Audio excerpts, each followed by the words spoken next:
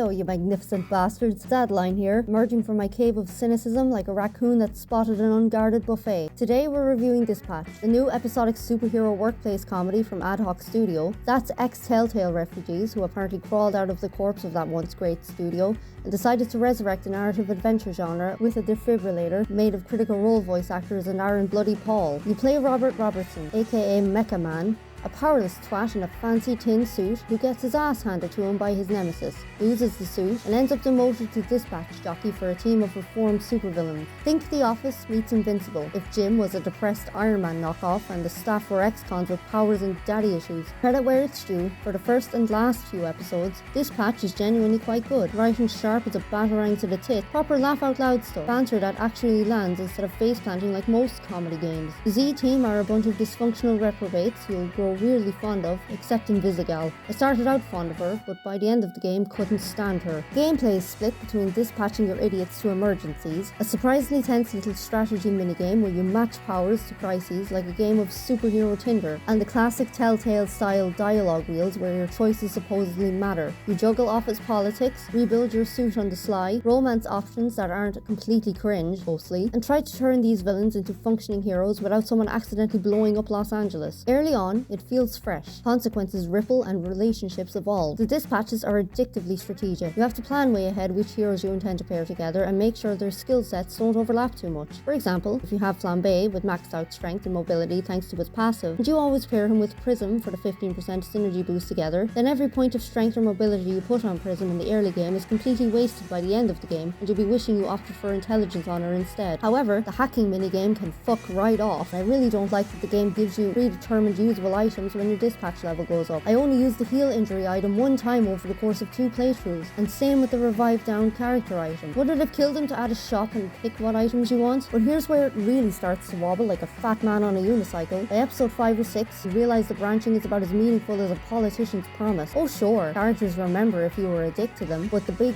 plot beats railroaded harder than a Victorian orphan. I spent hours babying certain relationships, making optimal dialogue choices, only for the finale to shrug and go, lol, anyway, here's the ending we planned all along. Some choices feel like they were added in post because a focus tester asked, where's the illusion of choice? And the dispatching, while clever at first, gets repetitive. It's the same map, same crisis types, just with slightly higher numbers. By the end, it's less strategic genius and more wax on, wax off over and over. In Mismatch, the humour tends to veer into try too hard territory with constant pop culture references and that particular brand of 2020's edgelord quippery that thinks swearing about trauma makes it deep. It's funny, don't get me wrong, but after 8 episodes it starts feeling like that mate who won't stop doing impressions at the pub. And the episodic release? Fine in theory, but waiting weeks between chunks just highlighted how much filler there is in each one. Still, when it hits, like the bar fight episode or certain gut punch character arcs, it's properly brilliant. The redemption stuff actually lands emotional haymakers. World feels lived in, and it's one of the few games this year that made me care about a bunch of pixelated wankers. I was, however, disappointed the game didn't have a survival mode you could unlock by beating the main story mode. I feel it would have been very easy to implement and an extremely fun game mode. If you had to earn currency and use it to purchase different heroes, letting you pick from the heroes outside the Z-Team like Brainbook. So, what's the verdict? Dispatch is a solid revival of the Telltale formula with superb production values, great characters, and enough laughs to forgive the illusion of choice bollocks and mid-season sag. If you miss The Wolf Among Us, or just want superheroes who act like dysfunctional adults, give it a go.